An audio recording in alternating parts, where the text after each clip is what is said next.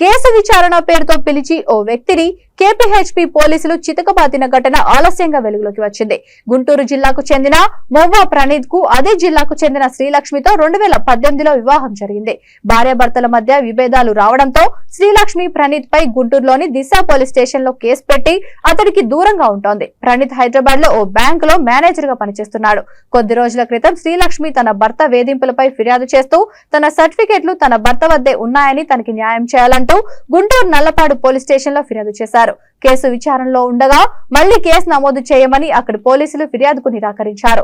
శ్రీలక్ష్మి తన భర్త నిజాంపేట్ రోడ్డులో నివసిస్తూ ఉండడంతో కేపీహెచ్పీ పోలీసులకు ఫిర్యాదు చేసింది. విచారణ నిమిత్తం స్టేషన్ కు పిలిపించిన పోలీసులకు తనపై అప్పటికే కేసు నమోదై విచారణలో ఉన్నట్లు ప్రణీత్ తెలిపాడు. అయినా శ్రీలక్ష్మి సర్టిఫికెట్స్ ఇవ్వాలంటూ పిలిపించిన పోలీసులు అత్యుత్సాహం చూపించారు. అతన్ని దూషిస్తూ విచక్షణ రహితంగా చితకబాదడంతో తనకు బాధితుడికి తీవ్ర గాయాలయ్యాయి. తనపై అకారణంగా దాడికి పాల్పడిన సిఐ, ఎస్ఐ కానిస్టేబుళ్లపై చర్యలు తీసుకోవాలంటూ ప్రణీత్ సోషల్ మీడియా ద్వారా సైబరాబాద్ పోలీస్ కమిషనర్ కు ఫిర్యాదు చేశాడు. బాధితుడి ఫిర్యాదు మేరకు ఘటనపై విచారణ చేపట్టాలని కమిషనర్ ఆదేశించినట్లు సమాచారం.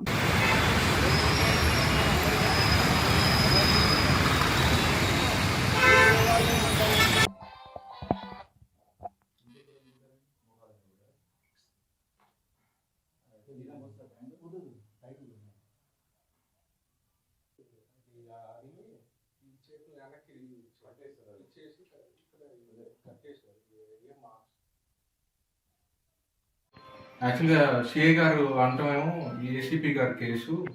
యాక్చువల్ సిఐ గారి క్యాబిన్లో సిఐ గారు ఇద్దరు ఎస్ఐలు ఒక కానిస్టేబుల్ నలుగురు కలిసి కొట్టారు చెంపదెబ్బలు.